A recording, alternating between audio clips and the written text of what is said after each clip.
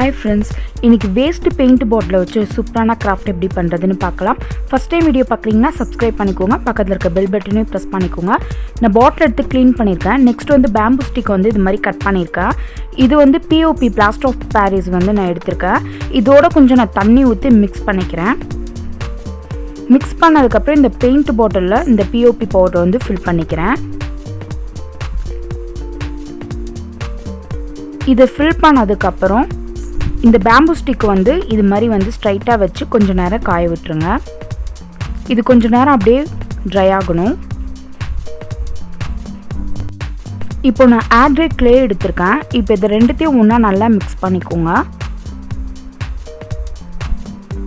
இது ரெண்டுத்தையும் நல்லா mix பண்ணதுக்கு அப்புறம் இப்போ வந்து சின்ன சின்ன பாலா வந்து நான் மேக் பண்ணிக்கிறேன். ஃபர்ஸ்ட் வந்து இந்த சைஸ்ல வந்து ரவுண்டா வந்து பால் மேக் பண்ணிக்கோங்க. நெக்ஸ்ட் வந்து இதை விட கொஞ்சம் சின்ன சைஸ்ல வந்து நான் இது மாதிரி வந்து பால் மேக் பண்ணி வச்சிருக்கேன். ஸோ நெக்ஸ்ட் வந்து பார்த்தீங்கன்னா அதை விட சின்ன சைஸ்ல வந்து நான் வந்து பால் மாதிரி மேக் பண்ணியிருக்கேன். அடுத்து வந்து அதை விட சின்னது இது மாதிரி வந்து நாலு சைஸ் பால் வந்து மேக் பண்ணி வச்சிருக்கேன். இப்போ இந்த பெரிய சைஸ் பாலை வந்து இந்த குச்சிக்குள்ள இது மாதிரி போட்டுக்கோங்க. நெக்ஸ்ட் அதை விட சின்ன சைஸ்ல இருக்கதை நெக்ஸ்ட் போட்டுக்கோங்க.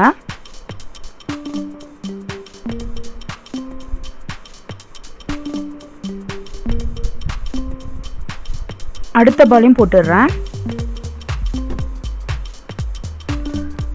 நெக்ஸ்ட் இந்த சின்ன பாலை லைட்டாக வந்து இது மாதிரி ப்ரெஸ் பண்ணி விட்டுட்டு நீங்கள் வந்து இந்த குச்சிக்குள்ளே போட்டுக்கோங்க. அவ்வளோதான். இப்போ எக்ஸ்ட்ரா இருக்க ஸ்டிக்கை வந்து கட் பண்ணிடுங்க. அவ்வளோதான்.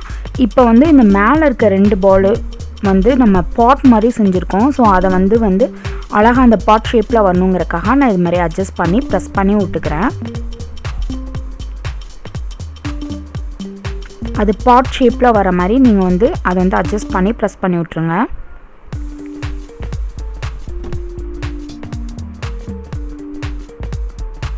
எக்ஸ்ட்ரா இருக்க ஸ்டிக்கை வந்து நீங்கள் கட் பண்ணிடலாம்.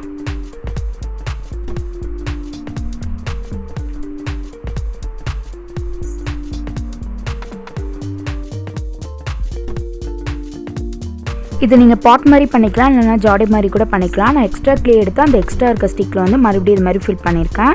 ஸோ இது நம்ம இஷ்டம் தான். அடுத்தது மறுபடியும் நான் க்ளே எடுத்துகிட்டு இது மாதிரி ரவுண்டாக வந்து பால் மாதிரி மேக் பண்ணிக்கிறேன்.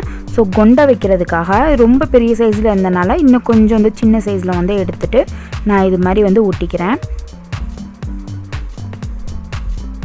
ஸோ நெக்ஸ்ட் வந்து பார்த்திங்கன்னா நான் மறுபடியும் க்ளே எடுத்துகிட்டு இது மாதிரி ரோல் பண்ணிக்கிறேன். இது வந்து கொண்டையை சுற்றி பூ இருக்கிற மாதிரி வந்து நான் டிசைன் பண்ணியிருக்கேன். ஸோ இது மாதிரி வந்து சுற்றி வந்து ஒட்டிக்கோங்க. நெக்ஸ்ட்டு அந்த பூ வந்து பார்க்க நேச்சராக இருக்கணுங்கிறக்காக நான் சின்ன சின்ன டாட்டாக வந்து அந்த பூவில் வந்து வச்சுக்கிறேன். நீங்கள் பின் யூஸ் பண்ணி இது மாதிரி டாட்டாக வச்சுக்கலாம்.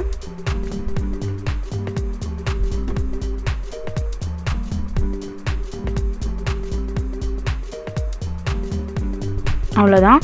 நெக்ஸ்ட்டு இந்த பொம்மைக்கு குட்டி காது வந்து ரெடி பண்ணி இது இந்த சைடு வந்து ஒட்டிக்கிறேன்.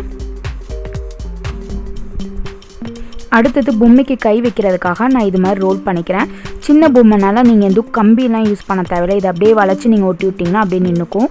ஸோ அந்த கை ஷேப்பில் இருக்கணுங்கிறக்காக இது மாதிரி நான் பண்ணி அந்த பாட்டை வந்து பிடிச்சிருக்க மாதிரி நான் வந்து கை வந்து ஒட்டிக்கிறேன். ஸோ நீங்கள் வந்து பெரிய சைஸ் பொம்மை பண்ணோம்னா அந்த க்ளே வந்து ஒழுங்காக நிற்காது. ஸோ நான் கம்பி யூஸ் பண்ணி பண்ணுற மாதிரி இருக்கும். இது சின்ன பொம்மைனால அப்படியே வந்து க்ளே மட்டும் நம்ம யூஸ் பண்ணி ஒட்டிக்கலாம். அன்ஈவனாக இருந்துச்சுன்னா நீங்கள் தண்ணி யூஸ் பண்ணி இது மாதிரி ஈவன் பண்ணிக்கலாம். நெக்ஸ்ட்டு அந்த கை ஷேப்பில் இருக்கணுங்கிறக்காக நான் டூல் யூஸ் பண்ணி இது மாதிரி ப்ரெஸ் பண்ணி விட்டுக்கிறேன்.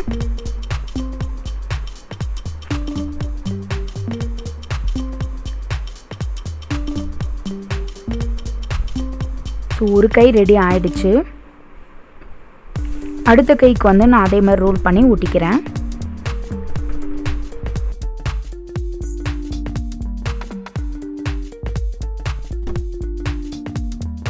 ரெண்டு கையுமே பாட்டில் இருக்கணும்னா அது மாதிரி கூட நீங்கள் வச்சுக்கலாம். அது நம்ம இஷ்டம்தான்.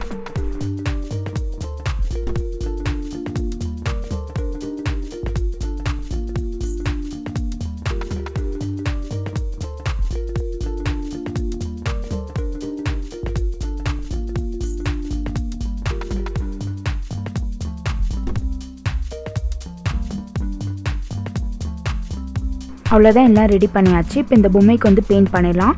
நான் பாட்க்கு வந்து brown colour acrylic paint use பண்ணி பெயிண்ட் பண்ணிக்கிறேன். நெக்ஸ்ட்டு ஃபேஸ் கலர் எடுத்துகிட்டு நான் ஸ்கின்க்கெலாம் வந்து கொடுத்துக்கிறேன்.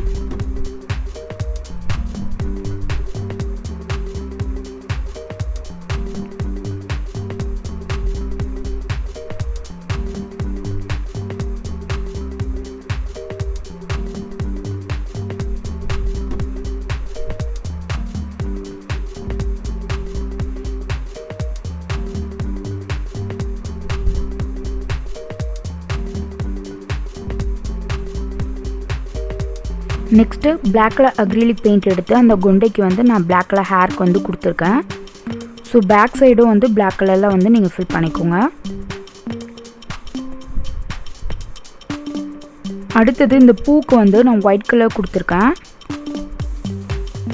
நெக்ஸ்ட்டு நான் பிங்க் கலர்லேயும் க்ரீன் கலர்லேயும் வந்து டிசைன் பண்ணியிருக்கேன். டாட் டாட்டாக வச்சு டிசைன் பண்ணியிருக்கேன். அடுத்தது நான் ஆரஞ்சு கலர் எடுத்து ட்ரெஸ்க்கெலாம் வந்து பெயிண்ட் பண்ணிக்கிறேன். ஸோ இது வந்து நம்ம இஷ்டம் தான், நம்மளுக்கு எது மாதிரி பிடிக்குமோ அது மாதிரி வந்து டிசைன் பண்ணி பெயிண்ட் பண்ணிக்கலாம்.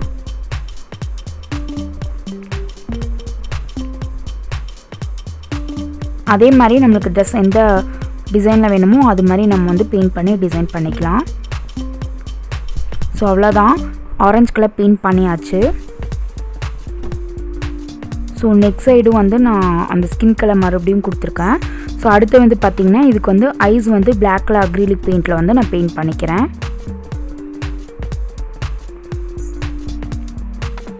இப்போ இந்த பொம்மைக்கு பொட்டு வச்சா தான் அழகாகவே இருந்தது. ஸோ சின்ன பொட்டு வச்சாச்சு. நெக்ஸ்ட்டு நான் ட்ரெஸ்க்கு வந்து டிசைன் பண்ணிக்கிறேன். Green colour acrylic paint use பண்ணி டிசைன் பண்ணிக்கிறேன். ஸோ இது நம்ம இஷ்டம் தான், எப்படி வேணால் டிசைன் பண்ணிக்கலாம். நம்மளுக்கு பிடிச்ச கலரில் வந்து நம்ம டிசைன் பண்ணிக்கலாம்.